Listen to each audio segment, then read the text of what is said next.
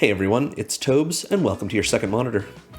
Today is the next video in my series of March of the Machine Commander deck techs. I'm covering every legendary creature from the March of the Machine main set in no particular order, plus the extra legends from Mom Jumpstart and the special pre-release promos. And if there's interest, maybe I'll even do the non-face legends from the Mom Commander products.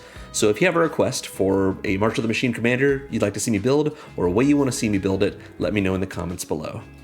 As you see, today our commander is Thalia and the Gitrog monster, respectively the Guardian of Thraben and the founder of the Order of St. Traft, and an enormous frog monster with its own cult, both from the plane of Innistrad.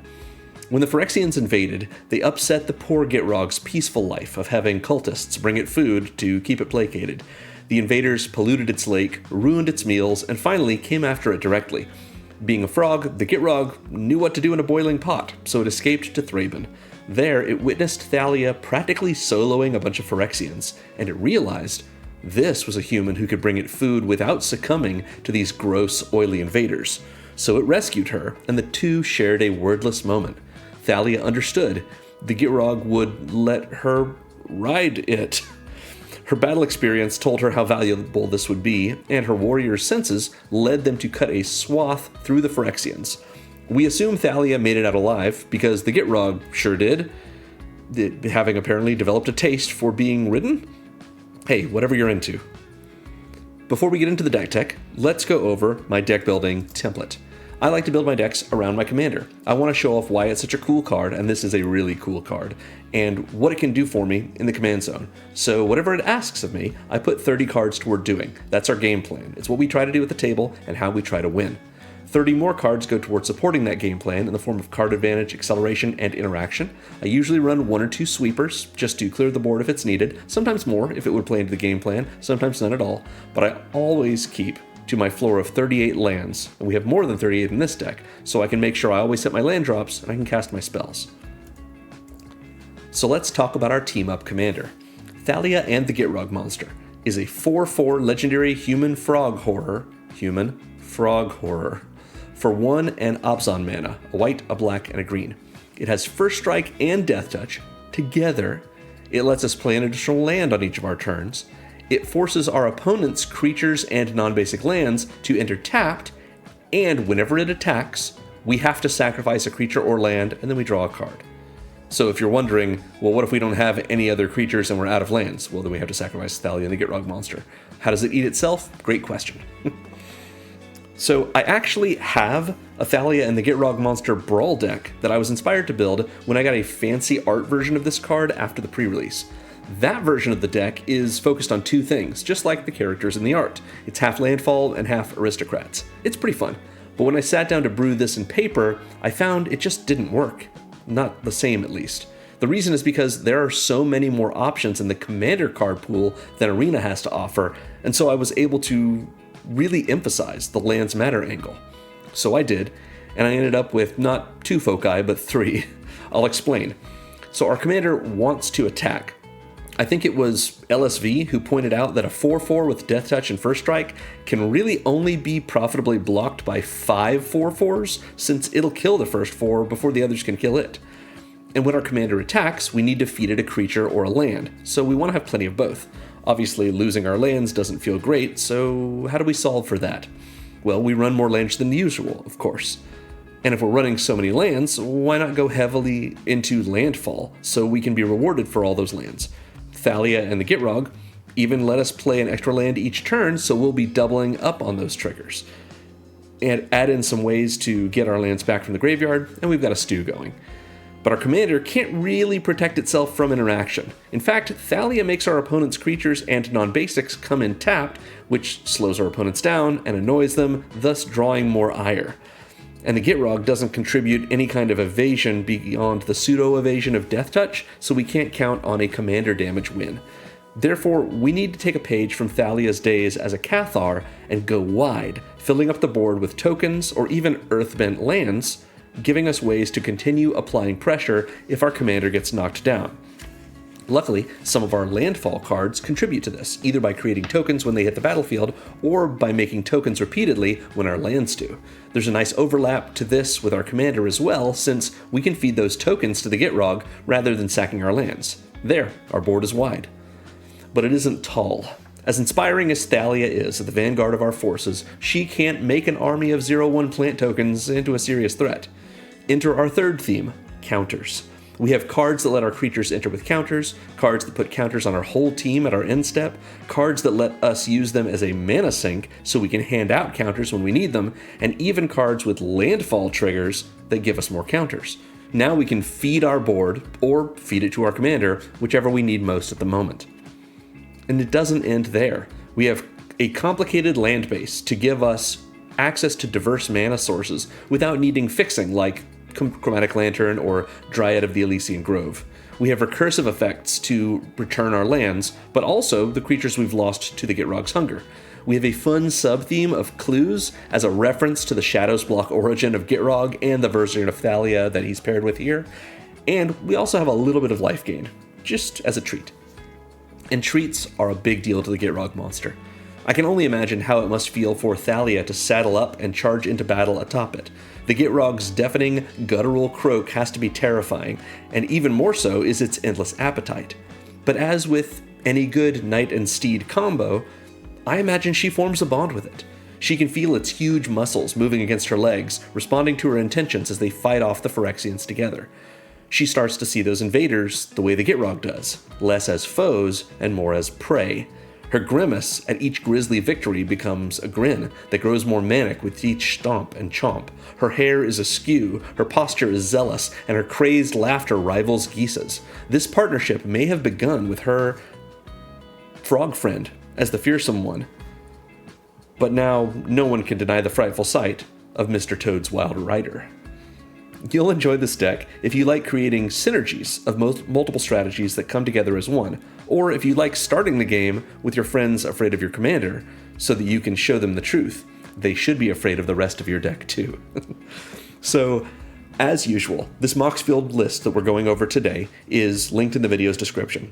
At the bottom of that list, you will see a section called Considering. It's full of, I think, 100 cards that I thought about putting in this deck and ultimately didn't because I wanted to go in the direction I went. If you want to check that section out, you will find cards that fit a bigger budget than what I went with, and also a smaller one. There are definitely ways to downgrade in terms of price as well, or to shift your focus. Maybe you want to go more into an Aristocrats thing the way that I originally did, or if you want to go in a different direction, whatever you may need, that Considering section is a good place to get started if you build your own Thalia and the Gitrog monster deck. So we're going to start with the first of our themes, which is Landfall. We've got 20 cards in this section. We're going to start with this Iridescent Vine Lasher from Bloomborough.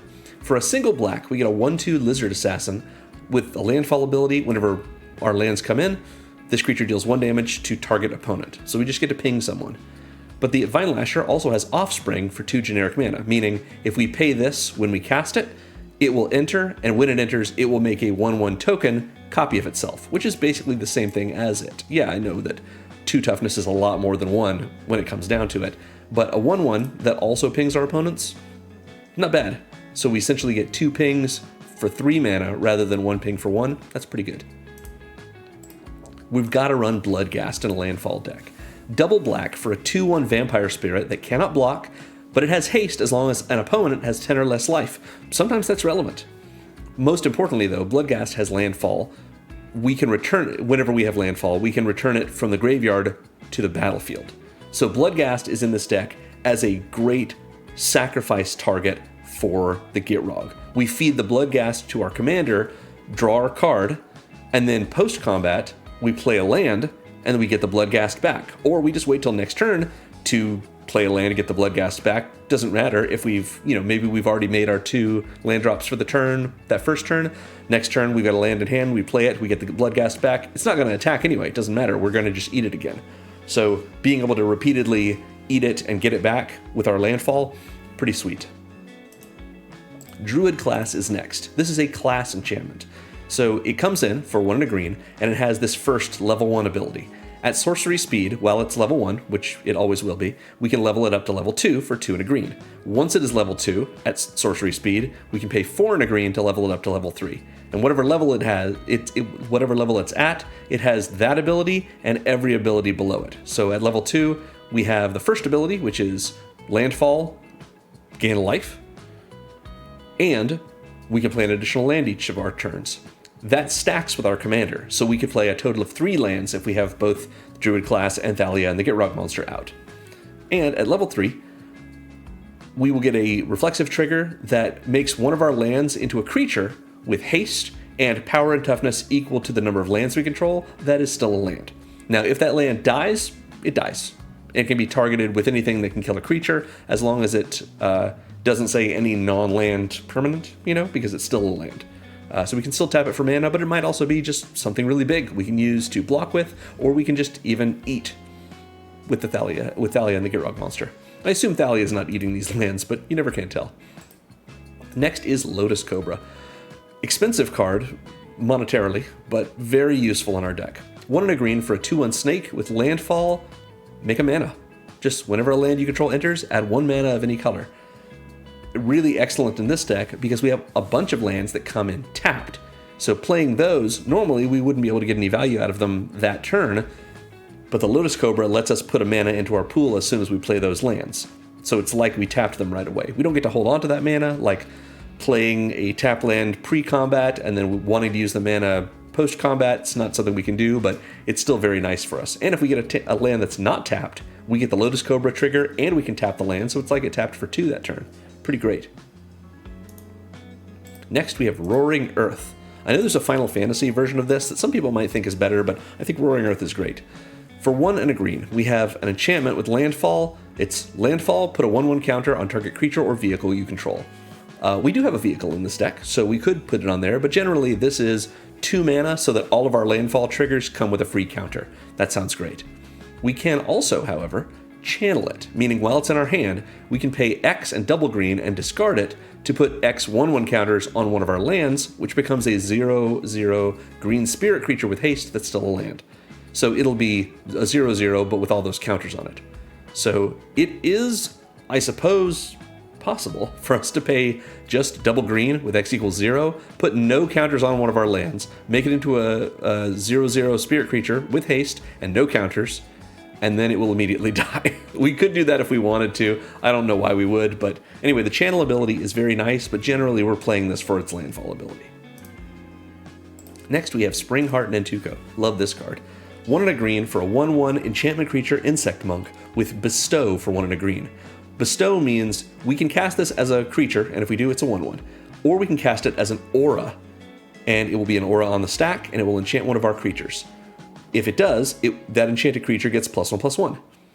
And then the other thing that's cool about Bestow is if it becomes unattached from that creature. For example, if that creature gets killed, the Springheart Nantuko just falls off and is now just a creature itself. It doesn't, like most auras, go to the graveyard as well.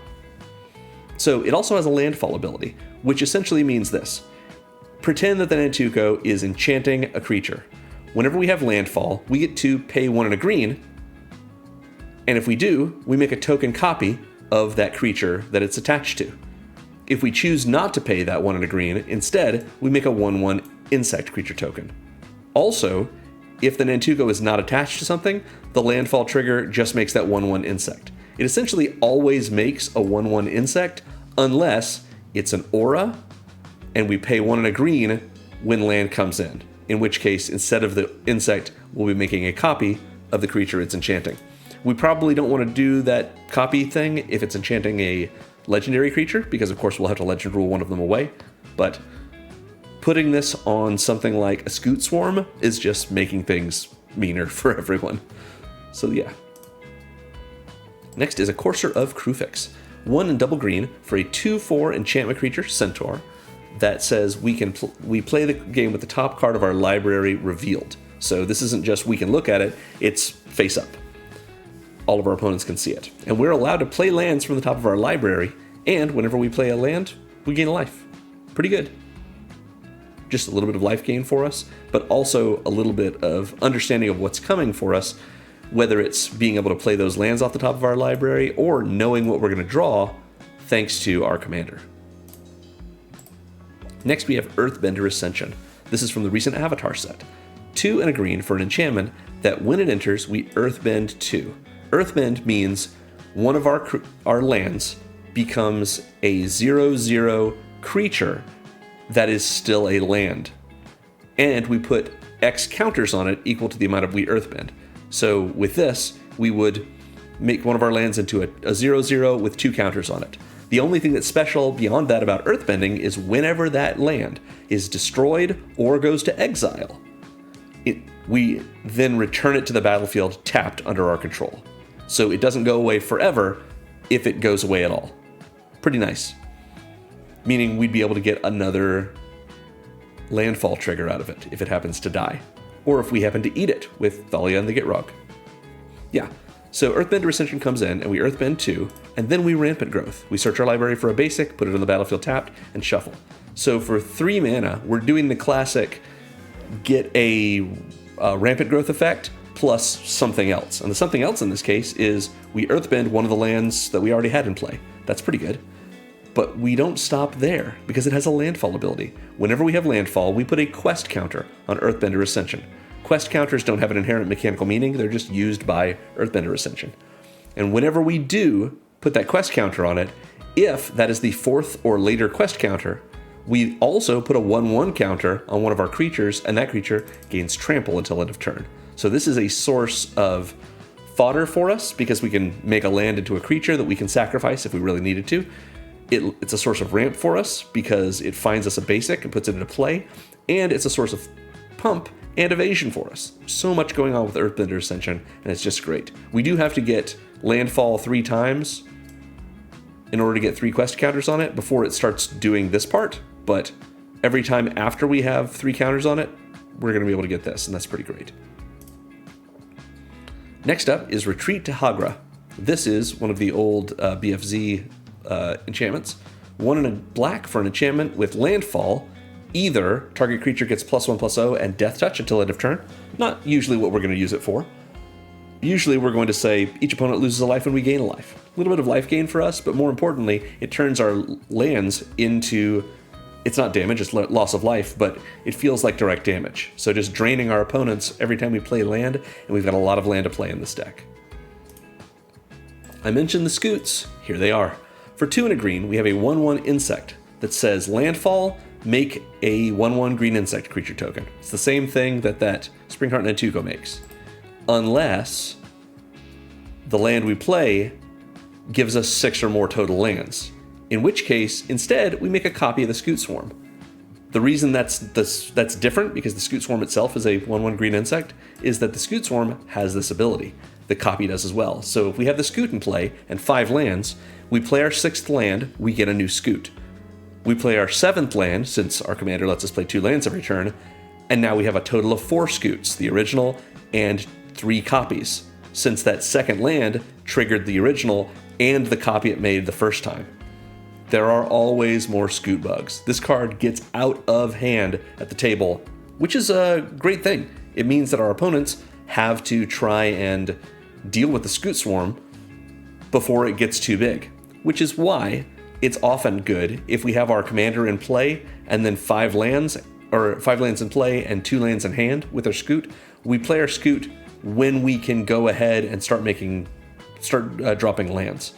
So if we play the Scoot Swarm and we play our first land, our opponents can't stop us from getting that trigger, because they don't have priority after we played the Scoot Swarm. We have it.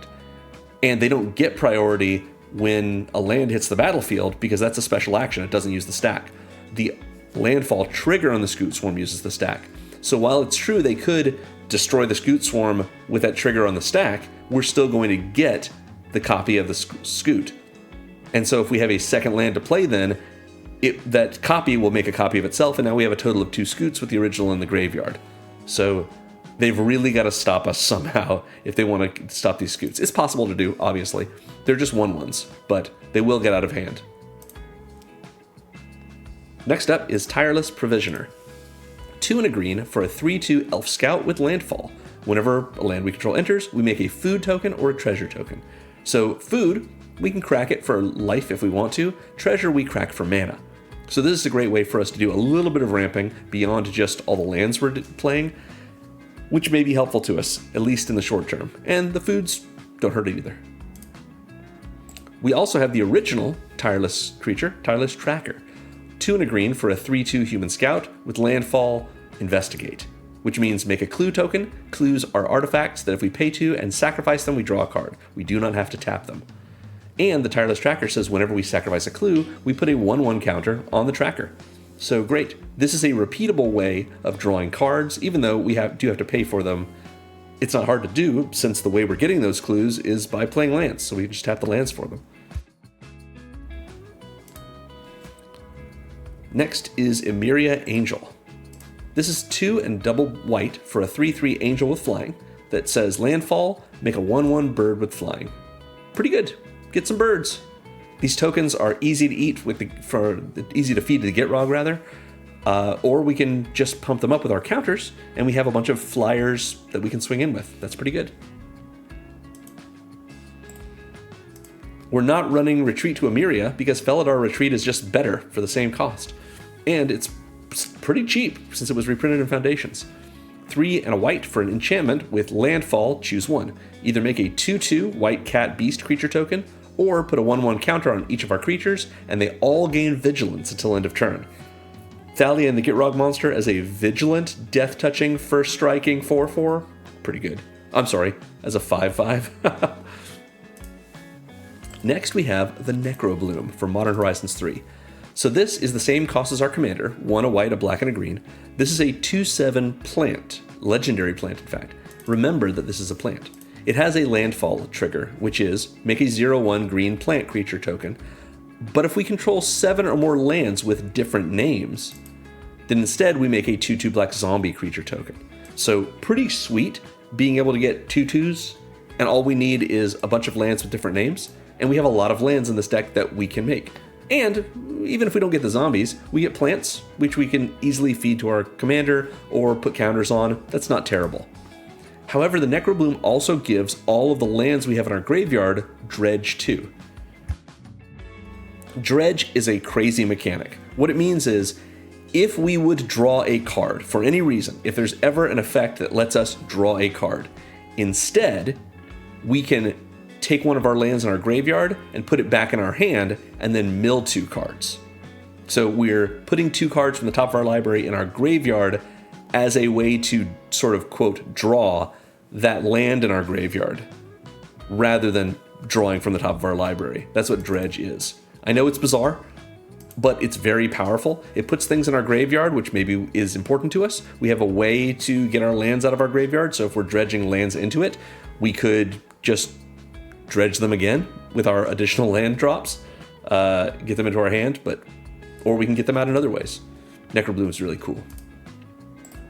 Next, we have Use Social Engineering. There are several different versions of 3 and double green for a non-creature permanent with Landfall, make a 2/2.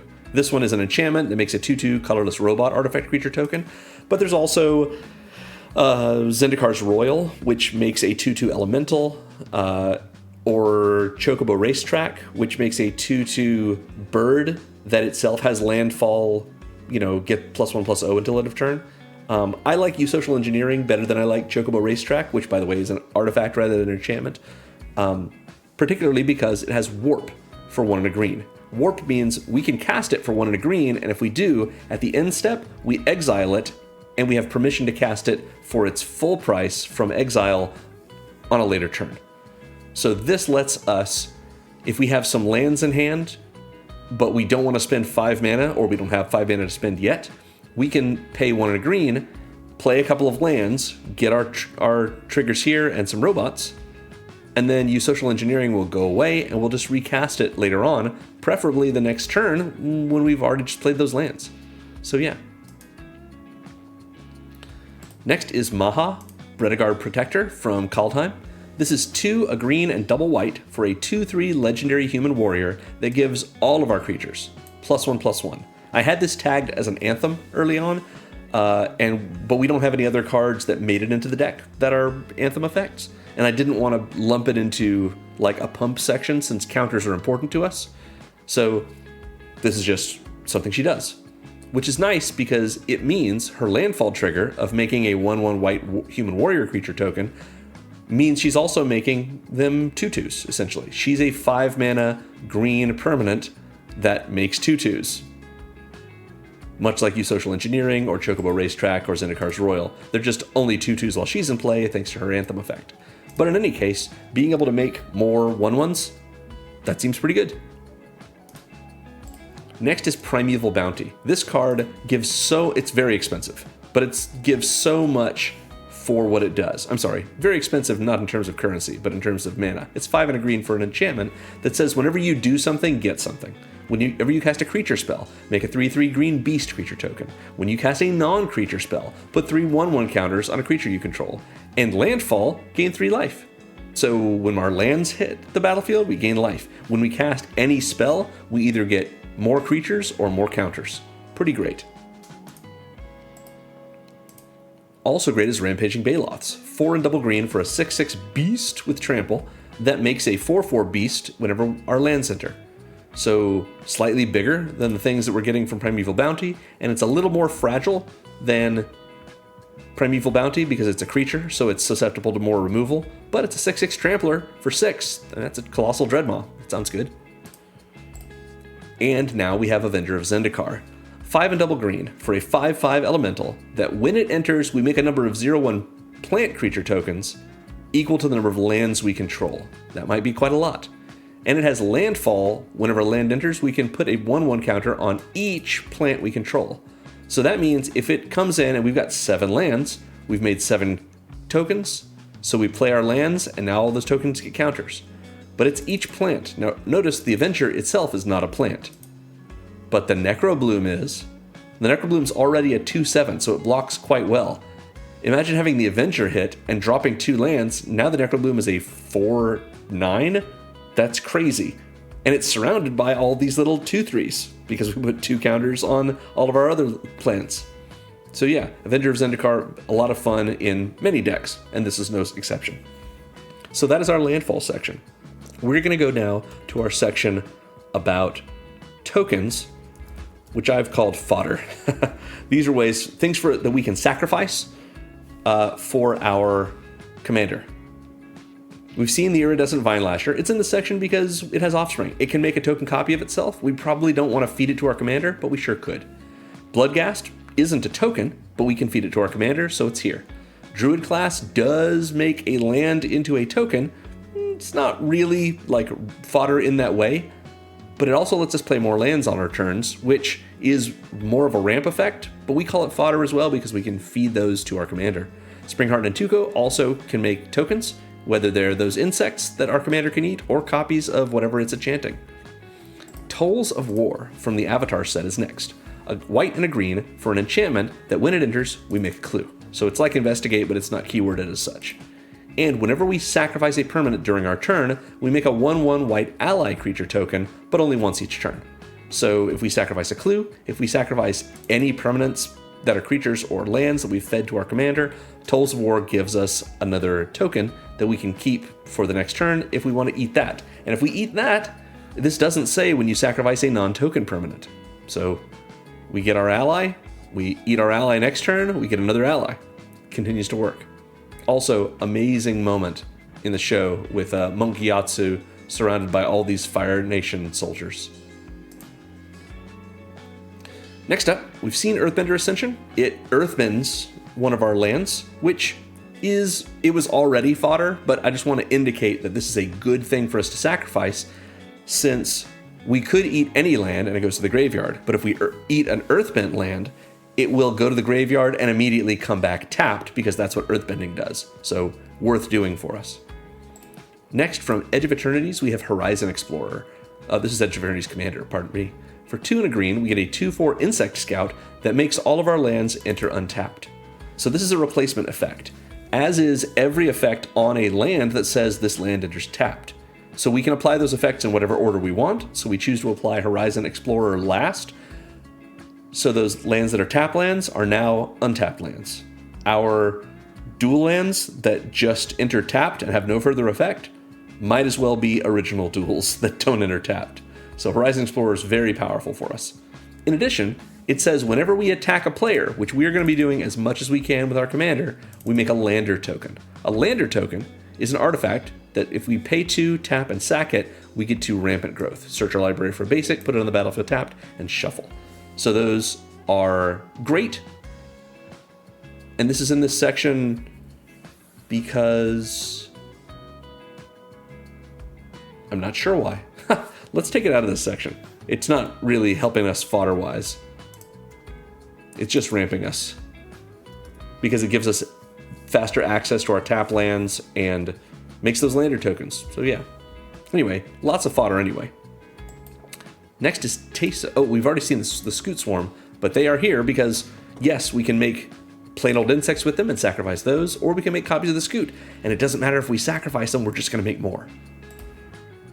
Tesa Opulent Oligarch from Murders at Karlov Manor is next. 1 a white and a black for a 2/3 legendary human advisor with Death Touch that says at the beginning of our end step, investigate for each opponent who lost life this turn. There are lots of ways for our opponents to lose life. Oftentimes it's with us attacking with our board or just our commander, or things like Iridescent Vine Lasher just doing damage. Tesa gives us clues whenever our opponents have lost life during the end step. And whenever a clue we control is put into a graveyard from the battlefield, we make a 1/1 white and black spirit creature token with flying. Only once each turn though. But that will happen not at the end step, but whenever we crack a clue. So yeah, another little bit of help with our clues. And we can sack those spirits to our commander if we need to. Next, also from the Edge of Eternity commander decks, is Baloth Prime, a 10/10 beast for 3 and a green. But it comes in with 6 stun counters on it, and it's tapped. So that means a stun counter, if you haven't seen these before, it means whenever you would untap this creature, instead you take a counter off of it. So you have to keep trying to, keep taking counters off of it until they're all gone, and then it can untap normally.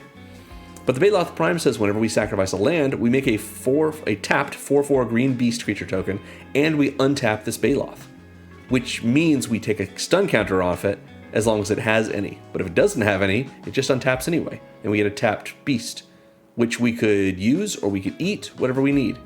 But we're sacrificing our lands to our commander, presumably, so we're getting rewarded with beasts, and we're getting closer to untapping with our 10/10. In addition, we can pay 4 and sack a land just to gain 2 life, which, again, triggers this ability and accelerates untapping with our 10/10. Just a cool card. Next, another very cool card is Beifong's Bounty Hunters. This is from Avatar. It's 2 a black and a green for a 4/4 human mercenary that says whenever a non-land creature we control dies, non-land creature, not non-token. If we eat a token, it's fine. Whenever a non-land creature we control dies, we earthbend X, where X is that creature's power. So if we eat a 0/1 plant token, if it dies, let's say, to being sacrificed to our commander, then we will earthbend 0, meaning, again, we'll make a 0/0 creature, and it will die immediately, or make our land into a 0/0 creature. That land will die and come back to the battlefield tapped, which will trigger our landfall again. But more likely, we're going to be making a 1/1 or a 2/2 or whatever the size of our token is, or our creature. If we sacrificed Baloth Prime, let's say, we're going to be earthbending 10 to make one of our lands into a 10/10 that when it dies or is exiled will come back to the battlefield tapped. So the idea behind this, and the reason it's in the fodder section, is because, again, we want to eat lands that have been earthbent so that they can come back and therefore give us more landfall triggers. We tap them for mana, then we cast spells with them, then we go to combat and attack with our commander. We eat the earthbent land, it comes back into play, we get another landfall trigger from whatever landfall cards we have in play. That's the way behind this. So we're getting more landfall if we eat our earthbent lands, and if we eat creatures, Beifong's Bounty Hunters is giving us more earthbent lands that we can eat next time. It continues. We can also, those earthbent lands, we could feed them to Baloth Prime if we want to. They'll just come back tapped. We get to untap Baloth Prime, or try to with the stun counters. We get to make a beast, and we gain 2 life. Fun combination there. Another earthbending card from Avatar, it's Earth Rumble. 3 and a green for Earthbend 2, and when you do, up to 1 target creature you control fights target creature an opponent controls. It is worth noting, First Strike does not apply during fights. Death Touch does. But First Strike is only about combat damage. It creates a second combat damage step that comes first, where the First Strikers or Double Strikers get to do their damage before anything without First Strike or Double Strike, and then regular damage happens after that. When two creatures fight, they deal damage equal to their powers to each other at the same time. So we don't want, if we want to choose one of our creatures to fight another creature, we don't want to fight something that will kill our commander in the process. But we probably do want to choose our commander if we can because of Death Touch, which just means this fight effect becomes a kill effect. We just don't want it to kill our commander in the process. Plus, we get that Earthbent land, so it is possible for us to Earthbend that land and then have it fight something, which means if that land dies, it will come back to the battlefield tapped, under our control, and trigger Landfall again. So yeah, a little bit of an expensive fight effect, but it comes with that Earthbend, which is so good for us in this deck. We've seen Emiria Angel. It gives us birds whenever our lands come into play. We can sack those birds. Felidar Retreat can make cat beasts, which we can sacrifice. Solemn Simulacrum is a 4-mana artifact creature golem that is a 2/2. When it enters, we may Rampant Growth, which we will do so. And when it dies, we can draw a card. So this is a great creature for us to sacrifice to our commander. When the sad robot dies, we draw a card. Sounds good. We've already gotten the other value out of it, so we might as well just eat it. Seems good. Solid Ground is another avatar card. 3 and a green for an enchantment that when it enters, we Earthbend 3. But we don't really, because it says if one or more 1/1 counters would be put on a permanent we control, that many +1/+1/+1 counters are put on it instead. This is Hardened Scales. That's the name of this effect. So this is in play. This is in effect, rather, when this enchantment hits the battlefield and triggers itself. This will resolve, and it will Earthbend 3, which means putting 3 counters on it, but it actually puts 4 counters on it. So for 4 mana, we're turning one of our lands into a 4/4 creature, and we're saying that anytime we put any other counters on something, we're going to put an extra one in addition. We've seen the Necrobloom. It makes us 0/1 plants or 2/2 zombies. We've seen Use Social Engineering. It makes us 2/2 robots whenever we have Landfall. We've seen Maha. She makes those 1/1 humans, which are actually 2/2s while she's in play because all of our creatures get +1/+1 other than her. Next, we are running Liliana Dreadhorde General. I love this Planeswalker. So for 4 and double black, we get a 6 loyalty legendary Liliana Planeswalker. Liliana, by the way, my favorite character in Magic. With a static ability. Whenever any of our creatures dies, we draw a card. If we eat something with our commander and it's a creature, we draw a card off of our commander's trigger, and we also draw a card off of Liliana. Great. We can +1 her to make a 2/2 black zombie creature token. That same thing that the Necrobloom makes if we have 7 or more lands with different names. Field of the Dead land base. We can make a 2/2 zombie. We can -4 her to make each player sacrifice 2 creatures of their choice. That does include us, but it will also trigger Liliana for each of those deaths, so we will draw 2 new cards. Or if we can get her up to -9, which means our opponents are not paying attention to us, then each opponent chooses a permanent they control of each permanent type and sacrifices the rest. Each permanent type includes lands. Everyone chooses 1 land, and then 1 artifact, creature, enchantment, battle, planeswalker, etc., and sacrifices the rest. So this is a board wipe. We're not going to get there. We're going to make our zombies, we're going to make our opponents sacrifice things, keep making zombies until our opponents take out Liliana. They should as quick as they can, because the amount of card advantage she gives us is insane. But yes, she can make these zombies, which we can eat with our commander, and that's why she's in the fodder section. Primeval Bounty, same reason. Whenever we cast a creature spell, we get a 3/3 beast, which we can eat.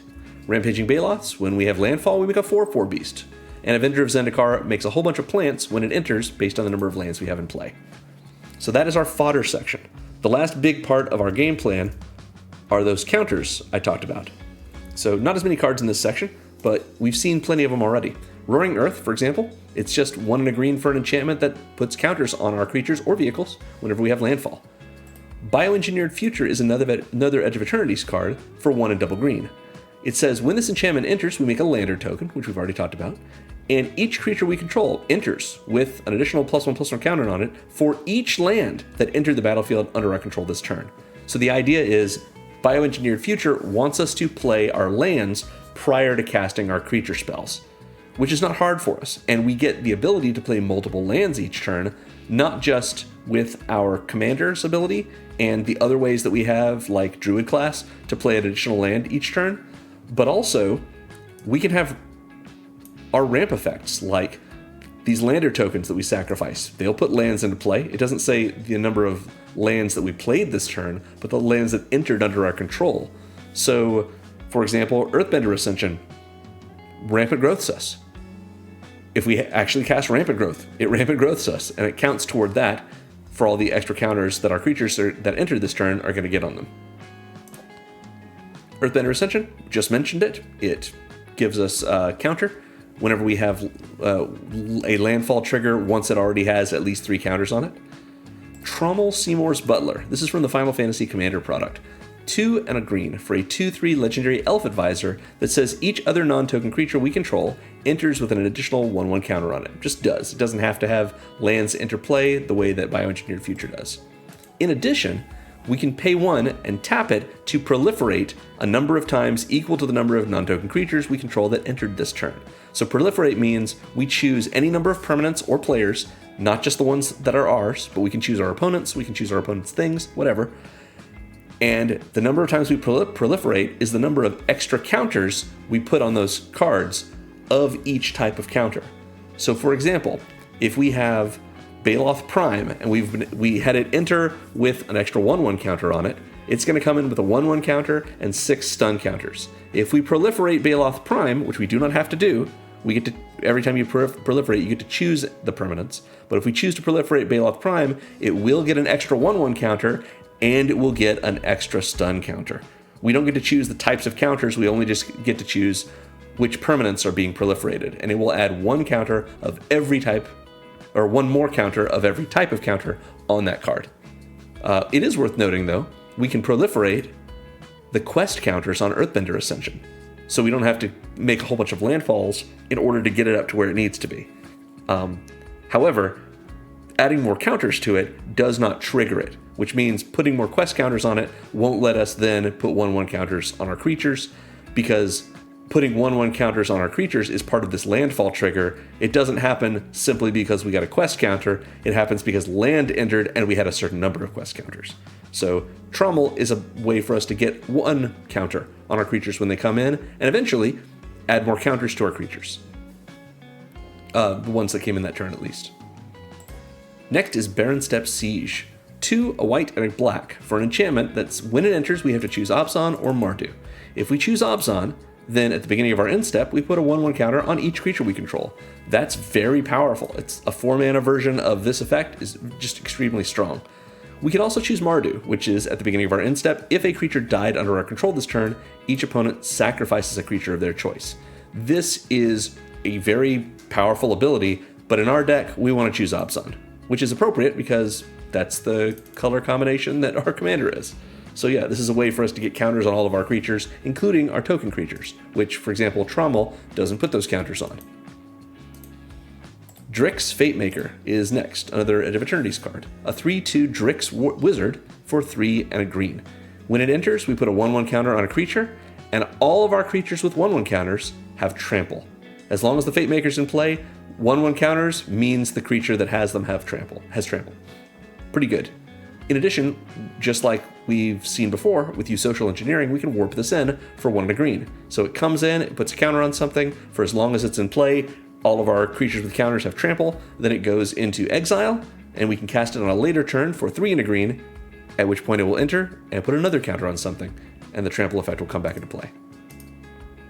Felidar Retreat puts counters on all of our creatures and gives them vigilance whenever we have landfall, if we choose not to make the cat beast. Next up is Shalai, Voice of Plenty. This is a incredible angel from Dominaria 2018, a 3/4 legendary angel with flying for 3 and a white that says you, planeswalkers you control, and other creatures you control have hexproof. Amazing.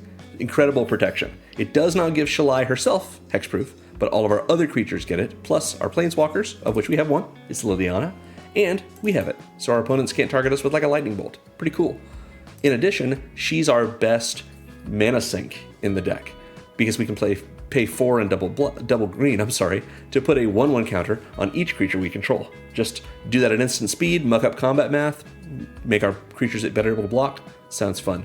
And it's a lot of mana, but we can afford it. We've got plenty of lands in our deck. We've seen Solid Ground. Solid Ground doesn't put counters on our creatures, but it does put one more counter on our creatures anytime we would put counters on things. So that's pretty nice. Cathar's Crusade is the effect I settled on in this way. It's 3 and double white for an enchantment that says whenever a creature we control enters, put a 1/1 counter on each creature you control. That does include the creature that entered, because it entered. It's in the battlefield, so we get to put a counter on it. This card is very strong. It is also very annoying. So it's because you have dice on every creature on the battlefield. Everything's got a different value because new cards are coming in. It is worth the hassle, don't get me wrong, but it means come with plenty of dice in your counters deck. And with all the tokens we're making, this can get out of hand very quickly, especially if we have something in play like Drix Fatemaker, which gives all of those creatures trample as well, since they all have counters. So Cathar's Crusade, very, very strong. You could also go with something like Virtue of Loyalty from Wilds of Eldraine, which is 5 and double white for the same effect, but it also untaps things at the end step. Well, it's not the same effect. It puts a counter on everything at the end step and untaps everything, but it can also, for 1 and a white, adventure and make a 2/2 Vigilant Knight. Anyway, Cathar's Crusade, I think stronger for our deck, but there's other ways you can go with this for similar effects to like Baron Step Siege. We've seen Primeval Bounty. It puts 3 1/1 counters on one of our creatures whenever we cast a non-creature spell, of which we have plenty. And Avenger of Zendikar puts a 1/1 counter on all of our plants whenever we hit landfall. Sweet. So that covers our counters section and most of the big cards that we have in our game plan. I want to talk about our supplemental section, the other cards that are part of our game plan without sort of being the core. But before we do that, we're going to go over these categories of support. Starting with our card advantage section, which, as usual, I've just shorthanded as draw. It doesn't mean all these cards do the draw action for us, as you'll see with Bushwhack, but they all give us access to more things we can do and more cards we can use. So Bushwhack is a single green mana for a sorcery that lets us either Lay of the Land, find a basic, put it in our library, reveal it, put it in our hand, and shuffle, or have one of our creatures fight another creature. Either we find a bush or we whack something. I like this card very much. I think it's very flexible. It's super inexpensive, just very strong for us. It can find us a basic, and oftentimes it's worth doing on like turn 1. We play our forest, we bushwhack, we find whatever color we didn't have in our opening hand, we're doing fine. We can also, like I mentioned before, with our other fight effect, have our commander fight something. As long as our commander wouldn't die, or if we're willing to let them die, then great. Whatever we've hit has probably died. Skull Clamp is next. This is an extremely powerful draw effect. For a single mana, we get an equipment that equips for 1 and gives the equipped creature +1/-1. And whenever that equipped creature dies, we draw 2 cards. So this looks like, if you haven't seen it before, a pretty inexpensive but a poor pump effect. But it's not. What this is a sacrifice outlet. So you pay 1 to get this on the battlefield. And then from then on, all you're having to do is pay a single generic mana and sacrifice one of your tokens with a toughness of 1 to draw 2 cards. You're paying a mana to turn your token into 2 cards, because that token will immediately die and draw you 2 cards, and you do it again and again and again. But what if you have a token with a greater toughness? Maybe you Social Engineering has given you a 2/2 robot. Well, you put Skull Clamp on it, now it's a 3/1 robot, and it doesn't matter what it is, because we're going to attack with Thalia and the Gitrog monster and eat that robot and draw a card. And because that creature died, Skull Clamp makes us draw 2 more cards. So we've turned a creature that was going to draw us 1 into a creature that gives us a free Ancestral Recall, essentially. So Skull Clamp is very strong in this deck, since we're going to have a lot of creatures dying anyway, and if we have lands that we're eating, we can wait. Skull Clamp is so inexpensive, totally worth playing in this deck. Tolls of War makes us a clue. We've got to pay a little bit more to get that clue to draw us a card, but yeah, that's fine. Courser of Krufix lets us play with the top card of our library revealed and lets us play lands from the top of it. We have 40 lands in this deck. None of those are MDFCs. So 40 of the cards in our library, we're going to get to play off the top, which is seeing a card and touching a card that's not in our hand. That's card advantage. Next, we have Garruk's Uprising. 2 and a green for an enchantment that says 3 things. The first is all of our creatures have trample. That's worth thinking about.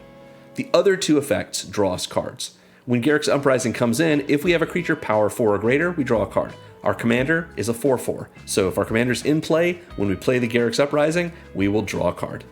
And while it's in play, whenever a creature we control with power 4 or greater enters, we draw a card. So if Garruk's Uprising is in play first, and then we play our commander, we also draw a card. So this is a great way for us to draw cards off of our Rampaging Baloth tokens, off of our commander, like I mentioned, and just keep getting repeatable card advantage as we go in. It does not, however, trigger if we have a creature already in play that becomes power 4 or greater, or if we have a land and we earthbend it so that it has power 4 or greater. Those permanents are already in play, they did not enter, so they won't trigger Garruk's Uprising. But if they do enter, like if Beifong's Bounty Hunters comes in, it's also a 4/4, so it will trigger Garruk's Uprising. Next we have Loot, Exuberant Explorer from Foundations. 2 and a green for a 1/4 legendary Beast Noble that says you may play an additional land on each of your turns. We have a few of these effects. Loot might make it so that we can do 4 lands per turn. You know, Loot and our commander and Druid class and our regular land drop. Pretty good. We can also pay 4 and double green, the same cost that Shalai lets us put 1/1 counters on all of our creatures, to look at the top 6 cards of our library. We can reveal a creature with mana value less than or equal to the number of lands we control from among those 6, and we can put it right on the battlefield, and the rest go on the bottom of our library. So if we really want, Loot is not terrible as an acceleration effect, but also gives us access to, it's 6 mana, and tapping Loot, that's not nothing, but we might find something huge and powerful. We might find Avenger of Zendikar, which actually costs more than 6. But the important thing is we might see a few different creatures, and we get to see which one we like the most and which one we want, that we can choose among them, and we don't have to pay any additional mana to just put it into play. Pretty good. I will make mention though, this is not casting a spell, so cards like Primeval Bounty wouldn't trigger from it. Anyway, we get it into play for not free, but good selection for it. Plus, extra lands each turn. Lauren of the Third Path is next. For 2 and a white, we get a 2/1 legendary human artificer with vigilance that when she enters, we can destroy up to 1 target artifact or enchantment. So she comes with a free disenchant. That's pretty good removal. In addition, we can tap her, and we and one of our opponents each draw a card. Repeated card advantage that we can use politically at the commander table is great. We're friends with opponent B, we can team up against opponent A, or we can not, but we just won't bother each other. And as a show of good faith for our continued alliance, every turn, whether it's on our turn or their turn, or someone else's turn, because Lauren can be activated at instant speed, they draw a card and so do we. Pretty good. We're running Phyrexian Arena because we have several different ways for us to gain life. 1 and double black for an enchantment that says at the beginning of your upkeep, you draw a card and you lose a life. Even if we weren't drawing or gaining life in this deck, Phyrexian Arena is still worth running. Just being able to essentially draw 2 cards every turn is 100% worth losing a life. So yeah, here we go. We've seen Teysa. Teysa gives us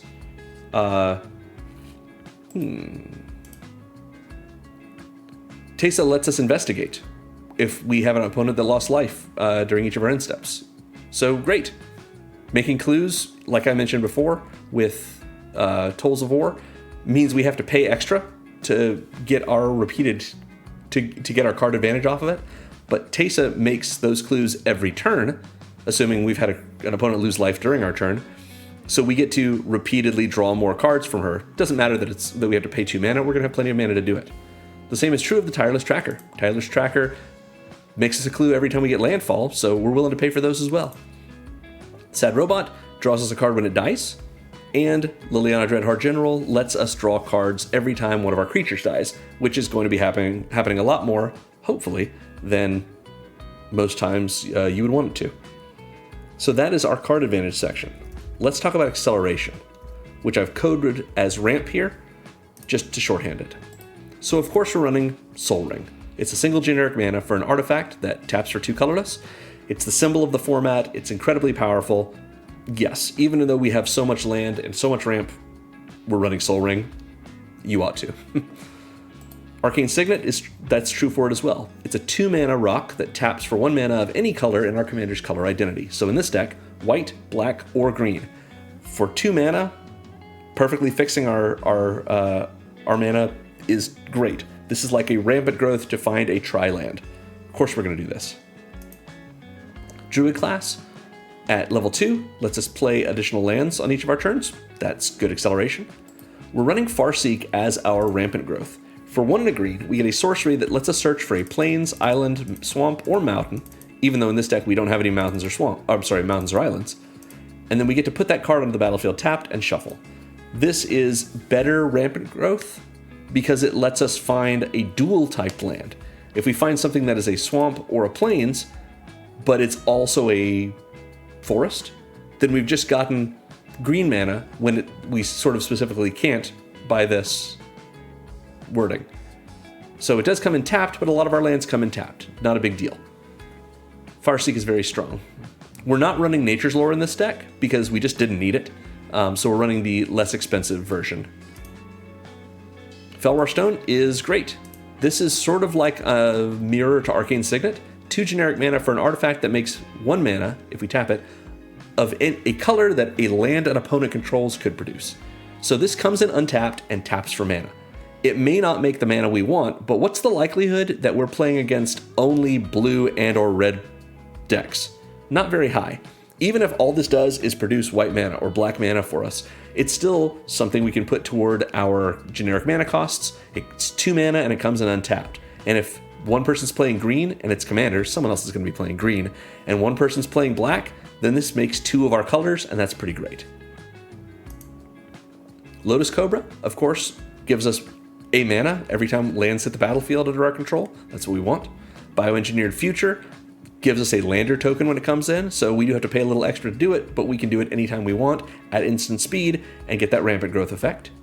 We're running Cultivate, which I've started being a little cooler on. I don't run Cultivate in as many of my decks, but in this deck, we're able to make 2 land drops every turn. So for 2 and a green, Cultivate lets us rampant growth and Lay of the Land. We search for 2 basics, reveal them both. One goes on the battlefield tapped and the other goes in our hand, and then we shuffle. So one land's going to come into play, the other one's going to go into our hand, which we could then play as our land drop if we wanted, or as our second land drop if we want. Especially nice is the fact that Cultivate will definitely mean we get 2 landfall triggers in the same turn if we have landfall cards in play. Because at the very least, we're going to be able to get 1 land in from Cultivate and the other land in from playing it as our land drop. So pretty good in this deck. Again, I don't tend to run this anymore, but it is very strong here. So it's kind of in a good spot for it. We've seen Earthbender Ascension. It rampant growths us when it enters. Horizon Explorer makes all of our lands come in untapped, which accelerates us with our land base because it gives us access to our mana faster since we have so many lands that otherwise would come in tapped. But also it makes a lander token, which is rampant growth. Loot gives us an extra land drop on each of our turns. Tireless Provisioner gives us landfall to make treasures, which, yeah, that works for us. The Sad Robot comes in and rampant growths us, but we also run Binding the Old Gods. I love this card. 2, a black and a green for a saga. If you haven't seen sagas before, here's how they work. When they first come in, they get a lore counter on them, and since they have 1 lore counter, we get to do chapter 1. At the start of our first main phase, on our next turn, it'll get another counter, and we'll get to do chapter 2. The turn after that, start of our main phase, we get a 3rd lore counter, and once this ability resolves, the whole saga is sacrificed. So basically, the turn it comes down and the next 2 turns, it gives us value on each of those things. Different each time. The first one is, we destroy a non-land permanent an opponent controls. We just blow something up. Anything we want that isn't a land is going away thanks to Binding the Old Gods. So cool. Then, chapter 2 is we search our library for a forest, put it on the battlefield tapped, and shuffle. This is sort of like Farseek, but we can only find forests. It does come in tapped, so it's not quite Nature's Lore. That's okay, because again, we have all of these tap lands that are dual typed. So we can find a forest that's also a swamp or also a plains. And now we've got a dual land that would have come in tapped anyway, and we can just go find it ourselves. Finally, on our third chapter, all of our creatures get Death Touch until end of turn. Our commander doesn't need it, but what about all those tokens? We swing in with them, our opponents are either going to block and lose some of their own stuff, or they're going to have to let it through. This is what I meant in my sort of heart of the deck opener when I described Death Touch as a soft form of evasion.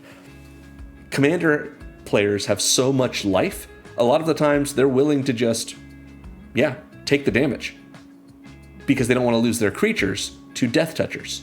So they say, oh, you're attacking with a 2/3? Oh, I'll block with this. Oh, it has Death Touch? Oh no, I'll just take it.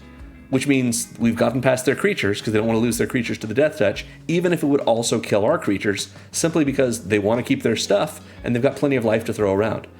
Giving all of our creatures Death Touch gives us access to that. Or if our opponents are blocking, they're trading, assuming their creatures don't have like Indestructible or whatever. Really like Binding the Old Gods. Also, do want to mention Kaldheim, an incredible set. This is an actual wood carving. Victor Adame Minguez did an incredible job with this. Just love it. So that covers our acceleration. Let's talk about interaction, which again, I've just sort of shorthanded as removal. We've got Bushwhack. It lets us fight. We've got Path to Exile and Swords to Plowshares. These cards are very similar to each other. They both are instants that cost a single white mana that exile a target creature, and they both give a kickback to that creature's controller. Swords to Plowshares gives that creature's controller life equal to the creature's power, and Path to Exile lets that creature's controller rampant growth. So, cool. They get a land, it comes in tapped, sounds fine. Or they get life, just a little bit. Even if their creature was big, they get some life, and we're going to take it away from them. Swords is better, obviously, but both of these cards are very strong and worth running in our deck. We're running Feed the Swarm. Even though we have white and green in our deck, which are the best colors for destroying artifacts and enchantments, Feed the Swarm is a great extra effect for us to hit several different things. 1 and a black for a sorcery that says destroy target creature or enchantment an opponent controls, so it can't hit artifacts. You lose life equal to that permanent's mana value. If you wanted to, you could easily replace this with Mortify. Mortify is an instant that costs 1, a black, and a white, and it just does this. We don't lose any life from it. I feel like it being an instant is totally worth it, but I wanted to only pay 2 mana, and I'm not worried about losing the life. So I went with Feed the Swarm. It also gives me a little bit better, at least in my opinion, color balance, but if you wanted to go with Feed the Swarm or with a Mortify rather than Feed the Swarm, that's a good side grade, or even upgrade if you want to think of it that way. This just worked better for me. Tear Asunder is premium removal.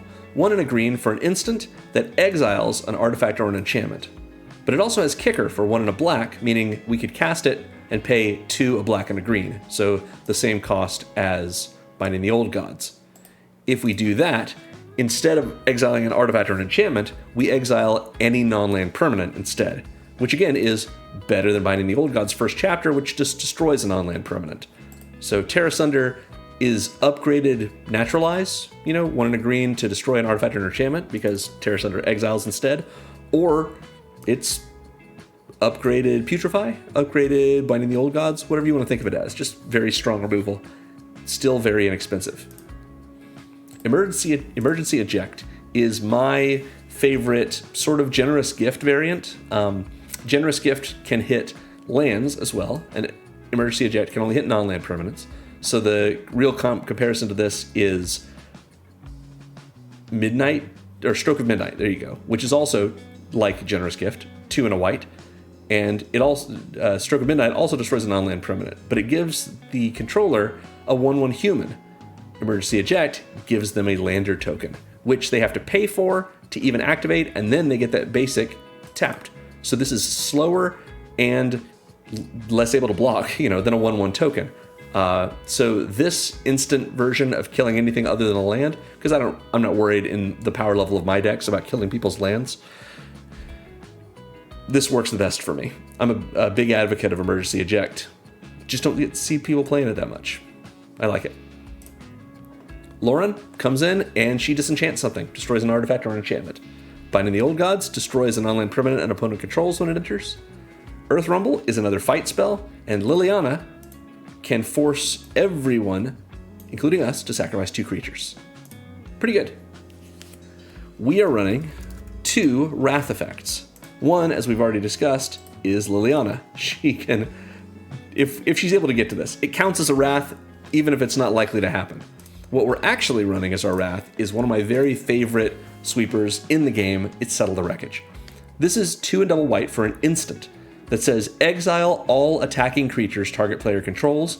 That player may rampant growth once for each of their creatures. They search their library for the same number of basic lands, put those cards on the battlefield tapped, and then shuffle. So this is a reactive only board wipe that only works against one player because only one player could be attacking at a time. But it does mean that you got with this. Seeing this in Standard, seeing this just every time I've played this, every time it's been played against me, it always makes people go, oh, it's just, I love this card. It is quite mean, but holding up 2 and double white, people forget about Settle the Wreckage. And so it's just very strong and protective for us. We can use it politically because it doesn't say exile all creatures attacking you. So we can say, hey, opponent B, if you leave me alone for like the rest of the game, I will stop you from being annihilated by opponent A's current attack. And they'll be like, how can you save me? And you say, don't worry about it. It will help them out a little bit, opponent A, but it will save you. Are we a team? Are you going to help me out? And if they say yes, whatever it takes for you to save me, you say okay, and you exile all attacking creatures that target player controls. But you really want to try, if you can, and save this for yourself. So that if someone swings out with like a big alpha strike against you, you just say all of your stuff attacking is in exile now, except maybe your commander, which you're probably going to put in the command zone. Now go find yourself some basic lands. I hope you have enough in your deck. Settle is so good. And last thing about it, it's thematic for our deck because we care about lands, so we might as well let our opponent get a bunch of basics into play too, right? Those are our Wraths. Let's talk now about the cards that are supplementing our game plan, starting with our Payoffs. These are 9 cards that give us a reward for doing what we're already doing. So Tolls of War gives us an ally whenever we sacrifice a permanent during our turn. That's what our commander's doing, eating our creatures and lands. Bioengineered Future has all of our creatures enter with extra 1/1 counters on them. If we had lands already enter this turn, we're playing a bunch of lands on our turns, so that'll work. Baloth Prime gives us a beast and untaps itself, or removes a stun counter if it has some, every time we sacrifice a land, which is one of the big things we're doing. Barren Step Siege puts counters on all of our creatures, but also if we choose Mardu, if a creature died this turn, then each opponent has to sacrifice a creature. Yeah, that's a payoff for our things dying. Beifong's Bounty Hunters has whenever our non-land creatures die, we get to Earthbend, which helps us out. Hedge Shredder is 2 and double green for a 5/5 vehicle. This is the vehicle that I mentioned. It crews for only 1, so basically anything in our deck can crew this, except for, I guess, a 0/1 plant token. And when it attacks, we may mill 2 cards. And whenever 1 or more land cards are put into our graveyard from our library, we put them on the battlefield tapped. So basically, whenever we mill, we're going to get to take those lands and put them onto the battlefield. This was only coming into play, or only being in effect basically from its own mill effect, so I didn't put it in the ramp section, although technically it is getting lands into play that we didn't do anything else to get them into. So yeah, Hedge Shredder is a great way for us to take advantage of getting lands onto the battlefield. Also remember, the Necrobloom gives us Dredge 2 for all the lands that already are in our graveyard, or the ones that we eat with our commander, which Dredge 2 means we have to mill 2, and if the Hedge Shredder's in play, it's going to see that mill, and any lands we milled, it's going to put onto the battlefield. Carmen, Cruel Sky Marcher, is next. She's 3 a white and a black for a 2/2 Vampire Soldier, a legendary Vampire Soldier with flying. Carmen says whenever a player sacrifices a permanent, which we are doing every turn we attack with our commander, we put a 1/1 counter on Carmen and we gain a life. Might as well. In addition, whenever Carmen attacks, we return up to 1 target permanent with mana value less than or equal to Carmen's power from our graveyard to the battlefield, not just to our hand. All of our lands have a mana value less than Carmen's power will ever be, unless someone makes Carmen's power 0, and she's got no counters on her, then yeah, we're going to be able to get our lands back at the very least.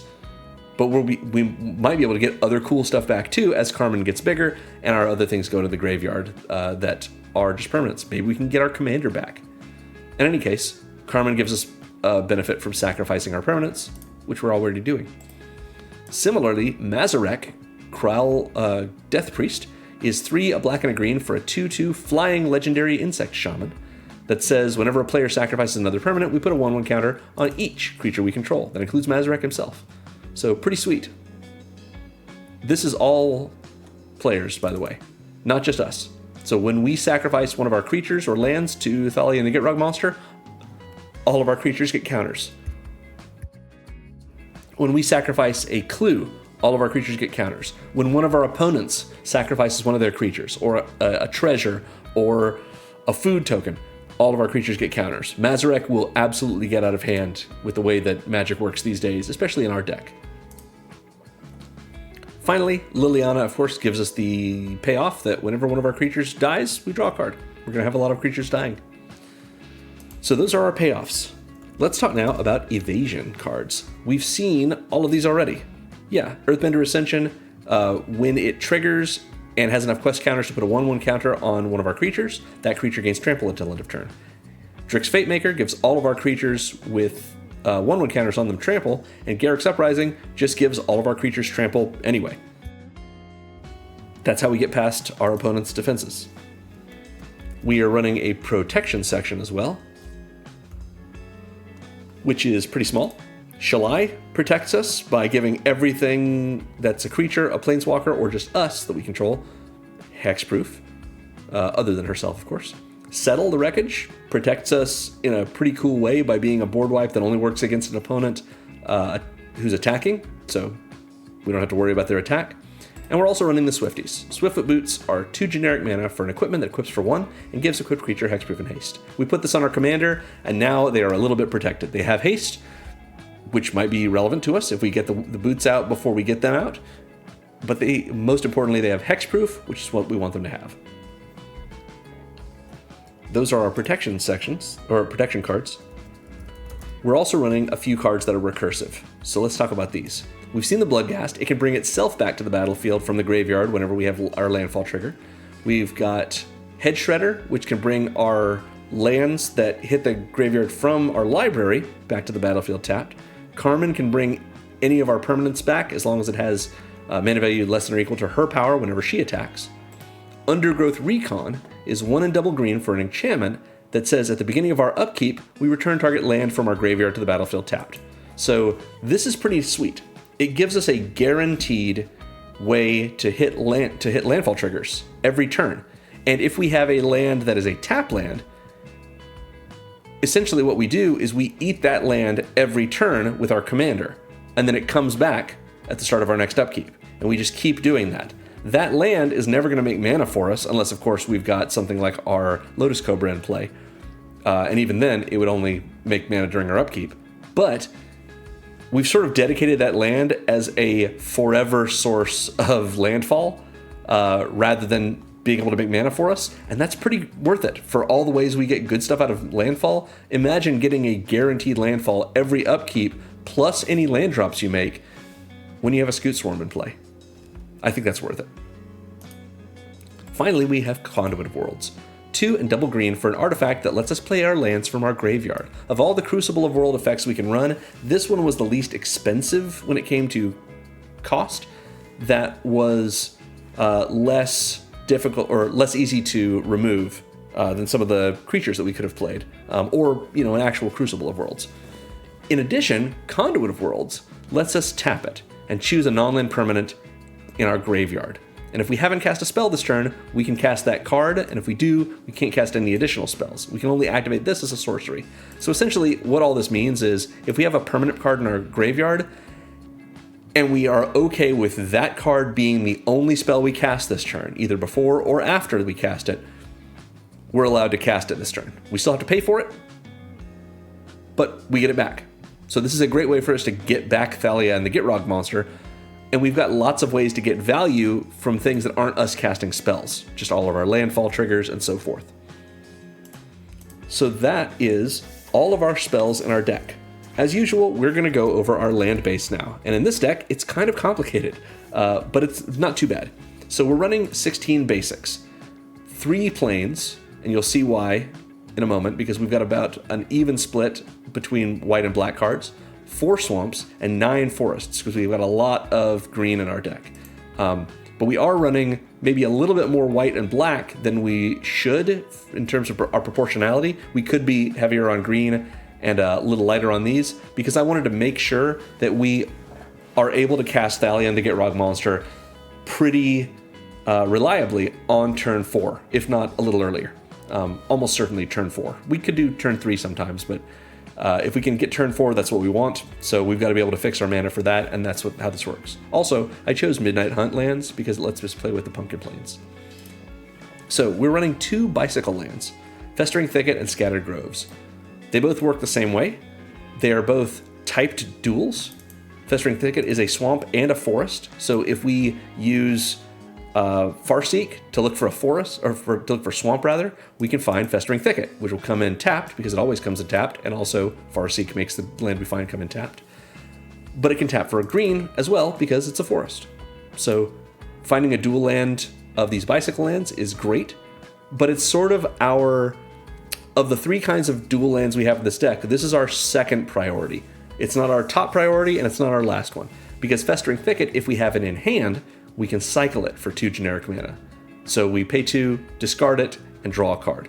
It's in our graveyard now, and we have ways we could get it back, and we draw a different card off of it. But if we need to find a typed duel, and this is the green-black one that we want, we want a green-black one, and we already have our Haunted Mire in play, then Festering Thicket is the next best choice, and we would like to get it. The reason we want this sort of second is because we have typed duels that don't do anything else, but we also have typed duels that could come in untapped.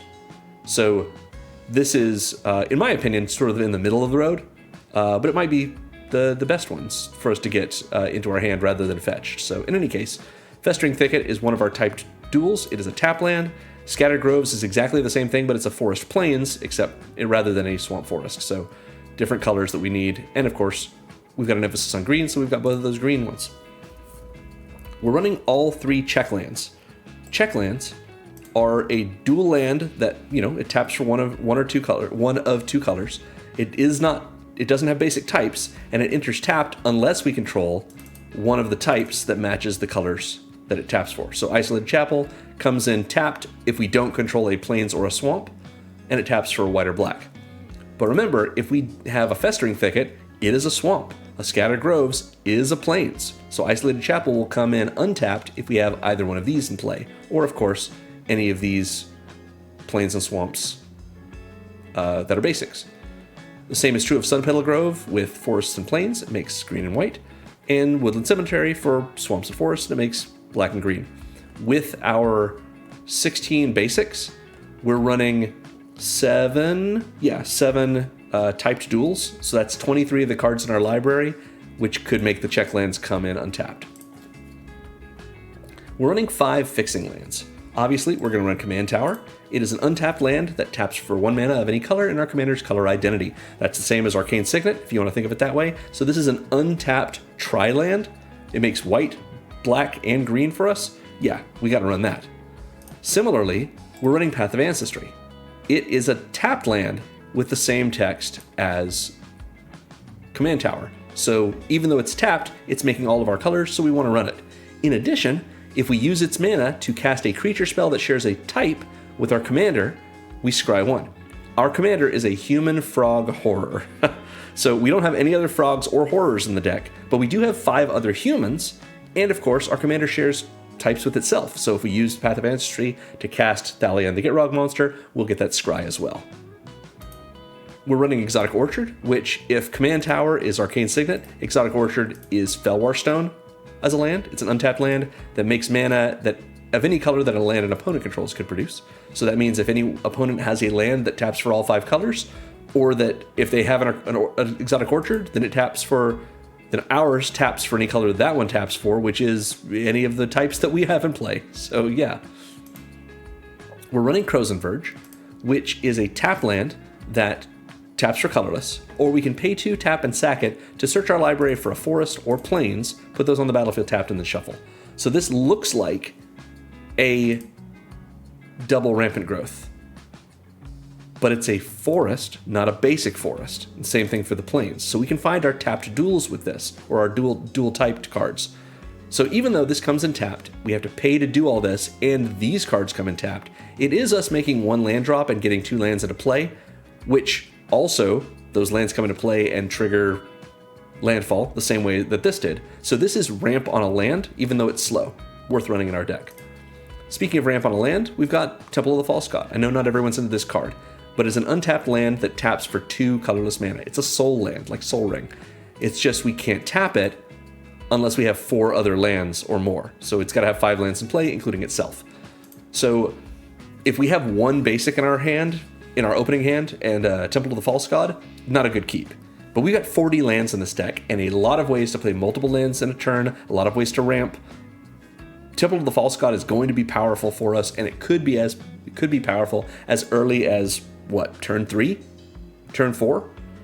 Like, again, it's a land that taps for 2, so that's pretty good for us.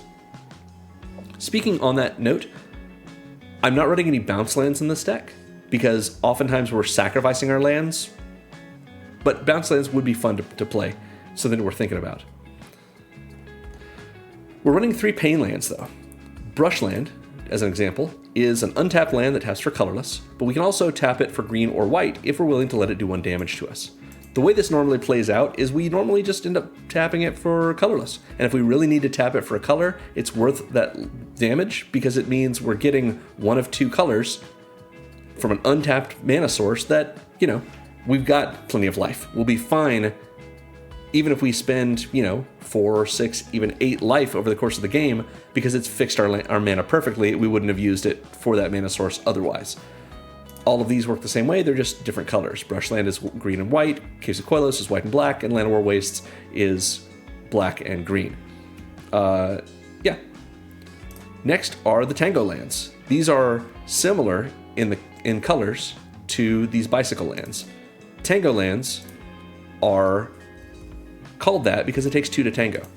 They are typed dual lands. So this Canopy Vista is a forest and a plains, and it comes in tapped unless we control 2 or more basics. We got 16 basics in the library, so not that many, but that's 1/6 of our library. And it also happens to be that we have lots of ways to get them in play, like Bushwhack, or even just Farseek if we wanted to get a basic with it.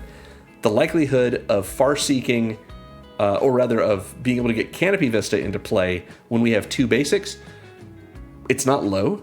So this might be an untapped duel for us. Pretty sweet.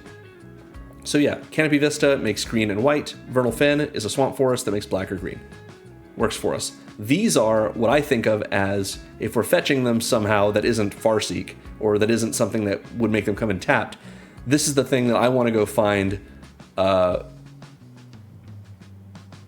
most, or I guess last, if it comes to Farseek, simply because this could come in tapped, it could come in untapped. Farseek makes it comes in tapped, so come in tapped. So we'd want it to come in untapped if we can. So yeah, better to find a typed duel first, for example. First though, let's talk about this Sandstep Citadel. This is a tri-land. It just comes in tapped, it makes all of our colors. It is the same as our Path of Ancestry, except it doesn't give us a scry, but the ability to have 1 land that even if it comes in tapped, it's going to give us all of the colors of mana that we need, yeah, that's worth running. If you wanted to upgrade this, you could upgrade this to the Indatha Triome, which is the same land, except it's got the same text on it, except that it's also a typed tri-land. It's a plain swamp forest, and you can cycle it. So much more expensive, but yeah, it's there. If we're talking about upgrades, we could upgrade the Tango lands to some slow lands or shock lands. Slow lands are not dual typed, but they're more likely to come in untapped in our deck. We could do the check lands as slow lands as well. We could upgrade the bicycle lands to shock lands, or even surveil lands, which also come in tapped, but give us a surveil and are typed. Lots of different ways to do upgrades in this deck. We're running these 3 dual typed lands. These are the ones from Dominaria United. Haunted Mire is a swamp forest, Radiant Grove is a forest plains, and Sunlit Marsh is a plain swamp. And that's all they are. They're just a tap land that is 2 colors, two basic types. So we can fetch these. These are the ones we want to fetch first, if we're able to, with something like Crozen Verge or Farseek, because they don't give us any value beyond just being a land in play. This is one of the things that we want to Undergrowth Recon, keep cycling through, sack it to our commander, let it come back at the start of the upkeep, sack it to our commander again, and so forth. Because these are the least valuable to us, except that they do make those 2 colors, and it fixes our mana great. So yeah, I like these. You could, if you wanted to run a different kind of fetch land, like Fabled Passage or any sort of other Evolving Wild variant, you could run those. But in my mind, even though you're likely to get more, you're likely to get more landfall triggers. But if you run Evolving Wilds or Fabled Passage or anything like that, Terramorphic Expanse, that's a land that's coming in, and eventually you're getting a tapped basic. So even though that's 2 landfall triggers, it's not always at a time you can control very well. And that tapped basic, if you're going to get a tapped land, you might as well get a tapped dual. So I'm just running these dual lands instead. But if you wanted to run those kinds of fetch lands, you certainly could. Or if you wanted to run better fetching spells, like Farseek and Nature's Lore, and 3 visits, that kind of thing, then maybe you want to also add in the Kaldheim Snow Duels, which are the exact same as these, except with different names, and they're snow lands as well, and they've got beautiful art. So that's a possibility as well. Finally, we've got these 5 utility lands. We are running Bossing Say. It's another green source for us. It comes in tapped unless we control a basic, so 16 cards in our deck are basics. It taps for green, and we can pay 2 and a green and tap it to Earthbend 2 as a sorcery. So one more way for us to have some more Earthbending, and therefore probably more fodder and more landfall. We're running Bonder's Enclave, which I like to run in basically every commander deck where my commander has power 4 or greater, because this is an untapped land that taps for colorless, or we can pay 3 and tap it to draw a card if we have a creature with power 4 or greater. So it's a mana sink for us that lets us continually draw more cards. Demolition Field is my one answer to problematic lands. I know some people like to have it in their land base, but the power level of my decks at the pods that they're sort of intended for, I'm imagining people are going to have maybe 1 problematic land, so I'm going to have 1 answer to it. That's not the philosophy I know everyone takes, but it's what I do. So Demolition Field is an untapped land that taps for colorless, or we can pay 2, tap, and sack it to destroy a non-basic that an opponent controls, and then they get to go and find a basic and put it on the battlefield untapped and shuffle. And so do we. So that neither player, they or us, is down a land. We just have basics in play instead, assuming we have basics left in our library. But if they had something like their Voltron deck is running a Rogue's Passage that makes them unblockable, we want to slow that strategy down. Or if they have something like a Glacial Chasm that makes it so we can't do any damage to them, we want to stop them from stopping us to moving with our game plan. Demolition Field is our answer for that kind of thing. Flagstones of Trocaire is the reason we're running 1 fewer plains than swamps, because this is a legendary land that comes in untapped and taps for white. But when it is put into a graveyard from the battlefield, we can tutor for a plains and put it on the battlefield tapped in the shuffle. So we can either go get ourselves one of our basic plains, or one of our typed duels, of which we have 3 different categories of Bicycle, Tango, and just the regular Dominaria United typed duels, and we're set. We just get to put that into play instead. So Flagstones of Trocaire is a great benefit to us when we sacrifice it to our commander. Finally, like I just mentioned, we're running Rogue's Passage, because we're not likely to win with commander damage, but it's possible that we might get in a little bit of early commander damage with our commander, and then, as our counters have built it up, we might be able to just slam in unblockably for the win against someone. So this is an untapped land that taps for colorless, or we can pay 4, tap it, and 1 target creature can't be blocked this turn. The intention is to use this on our commander or one of our big creatures, but we can use this politically, because it does not say target creature you control. We can make a deal with opponent B and say, look, I know you want to attack opponent A, but they've got blockers. I will use my Rogue's Passage to make your creature unblockable. If you attack them assuming you're willing to give me something for that. Like, say, ignore me for the next couple of turns, don't bother me. And they'll say, sure, go ahead and do it. And you say, no, no, no, no. You have to attack first, because if you don't, if I use the Rogue's Passage first before you attack, you could attack me with it, and your creature's not, and I couldn't block your creature. And they'll say, okay, that's fair. But if you betray me, yeah, the deal's off. And you say, of course, that's fair. So Rogue's Passage does work politically, but usually we're using it for ourselves, which is good to have options. And that sums it up. Again, I'm making a deck for each of the March of the Machine legends, so let me know in the comments if you'd like to see a specific March of the Machine commander or a deck style that you'd like to see me build it in. Thanks for watching, everyone. Make sure to like and subscribe, ring the bell if you want to be notified when one of my many videos gets posted, and remember, Magic is fun. You should play more Magic.